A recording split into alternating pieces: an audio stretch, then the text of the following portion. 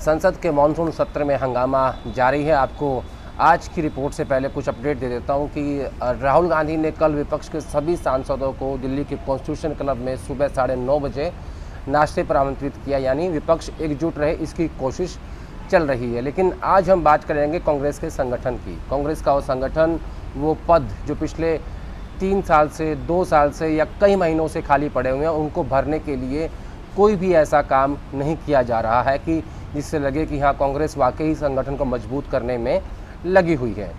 सबसे पहले बात करेंगे, दरअसल 3 ऐसे संगठन हैं कांग्रेस पार्टी के, 3 ऐसी सेल हैं जिसमें किसान सेल, ओबीसी सेल और SC/ST सेल।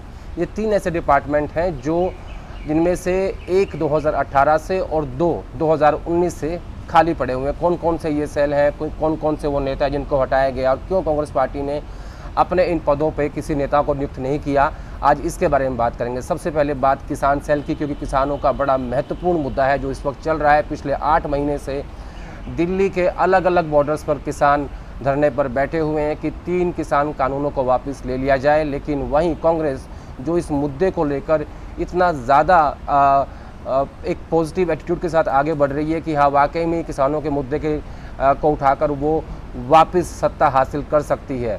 मैं आपको ले चलता हूँ सितंबर में जब संसद में ये तीनों कानून पास कर दिए गए, जिसके बाद राहुल गांधी ने पंजाब से ट्रैक्टर यात्रा की शुरुआत की 2 दिन की, और उसके बाद हरियाणा तक वो पहुँचे।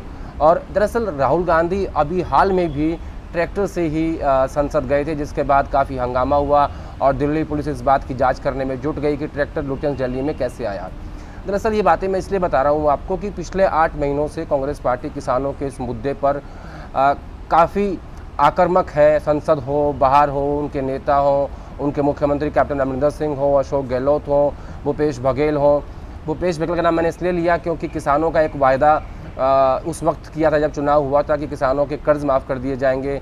तो ये तमाम मुद्दे ऐसे हैं। लेकिन आप सोचिए, जब महाराष्ट्र का चुनाव हुआ उसे लगभग 2 साल होने वाले हैं। नाना पटोले जो अभी महाराष्ट्र कांग्रेस के अध्यक्ष हैं, और जब चुनाव हुआ था वहाँ जीत हुई, उसके बाद वो विधानसभा के स्पीकर बने, वो किसान सेल के अध्यक्ष होते थे। लेकिन अभी तक कांग्रेस ने किसान सेल के अध्यक्ष को नियुक्त नहीं किया है। पिछले 2 साल से ये पद खाली पड़ा हुआ था। आप सोचिए कि संगठन को मजबूत करने की जो बात होती है या जो बात राहुल गांधी संसद में या उसके बाहर बोलते हैं, उसमें एग्जीक्यूशन में काफ़ी फ़र्क है। आपकी विचारधारा पे कोई शक नहीं कर रहा है, लेकिन आप एग्जीक्यूट नहीं कर पा रहे हो, ये अपने आप में एक बड़ा सवाल है। तो पिछले 2 साल से कांग्रेस पार्टी के पास किसान सेल का अध्यक्ष नहीं है। ये मैं राष्ट्रीय संगठन की बात कर रहा हूँ।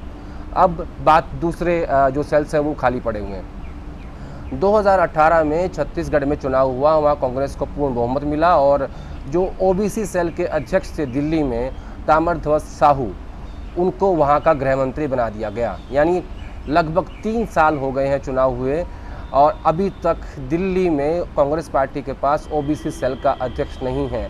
आप सोचिए, कभी बीजेपी को ओबीसी कभी वोट नहीं करता था, और ये कहा जाता था कि जो अपर कास्ट है वही वाजपेयी के टाइम में उनको वोट करता है। लेकिन 2014 से लेकर अब तक ओबीसी की बड़ी अच्छी और सुंदर राजनीति भी प्रधानमंत्री मोदी ने की है। उन्होंने अच्छे से टारगेट किया ओबीसी वोट बैंक को, वो खुद ओबीसी हैं।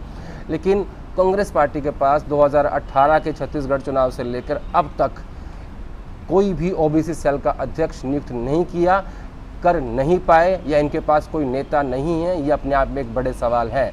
मैं बार बार ये बात कह रहा हूँ कि एग्जीक्यूशन को लेकर संगठन की जो बात होती है, विचारधारा आपकी ठीक है, लेकिन एग्जीक्यूट करने में कांग्रेस पार्टी अभी बहुत पीछे है। राहुल गांधी जो बात कहते हैं उनको एग्जीक्यूट करना उनकी टीम का, उनके आसपास के नेताओं का ये दायित्व बनता है कि जो वो बातें कहते हैं उसको अमल किया जाए, उनको इम्प्लीमेंट किया जाए, लेकिन हो नहीं पा रही हैं। अब बात तीसरी सेल की, SC/ST सेल। महाराष्ट्र के चुनाव के समय ही नितिन राउत, जो आजकल महाराष्ट्र के बिजली मंत्री हैं, वो SC सेल के अध्यक्ष होते थे। लेकिन तब से लेकर अब तक 2 साल होने में आए हैं, कांग्रेस पार्टी के पास SC सेल का अध्यक्ष भी नहीं है। एक समय में traditional vote bank Congress party का SC/ST का हुआ करता था, जो कि कुछ राज्यों में वो छिटक गया है, क्योंकि जब जिन बड़े नेताओं ने कांग्रेस पार्टी छोड़ी या क्षेत्रीय पार्टी खड़ी की, उसके साथ वो वोट बैंक भी चला गया। लेकिन यूपी में चुनाव है, पंजाब में चुनाव है, जहाँ सबसे ज़्यादा दलित वोट बैंक है, उत्तराखंड में चुनाव है, हर जगह चुनाव है, लेकिन पिछले 2 साल से महाराष्ट्र चुनाव से लेकर अब तक कांग्रेस पार्टी के पास एससी सेल का अध्यक्ष भी नहीं है। तो जरा सोचिए, 3 महत्वपूर्ण चीज़ें, किसानों का मुद्दा जिसके ज़रिए राहुल गांधी या कांग्रेस पार्टी एक बार फिर सत्ता में वापस आना चाहते हैं, उसका अध्यक्ष उनके पास नहीं है पिछले 2 साल से, और ओबीसी का अध्यक्ष, जो कि ओबीसी की राजनीति एक बड़ा चैलेंज है जब तक आपके सामने प्रधानमंत्री मोदी खड़े हैं जो ओबीसी की पॉलिटिक्स करते भी हैं। अब सोचिए, जहां भी चुनाव होता है वहीं बीजेपी ओबीसी और एससी एसटी के ऐसे बड़े चेहरे दूसरी पार्टी से तोड़कर लाती है, जिन्हें शामिल करवाती है और एक संदेश देने की कोशिश करती है कि नहीं, हम ओबीसी की और एससी एसटी की पॉलिटिक्स कर रहे हैं। लेकिन कांग्रेस पार्टी जो अपनी विचारधारा के अनुसार बातें करती है, लेकिन संगठन के मामले में एग्जीक्यूट करने में बहुत पीछे है। तो जो हमने जिस चीज़ से शुरुआत की थी कि क्या ऐसे चलेगी पार्टी, ये अपने आप में एक बड़ा सवाल है।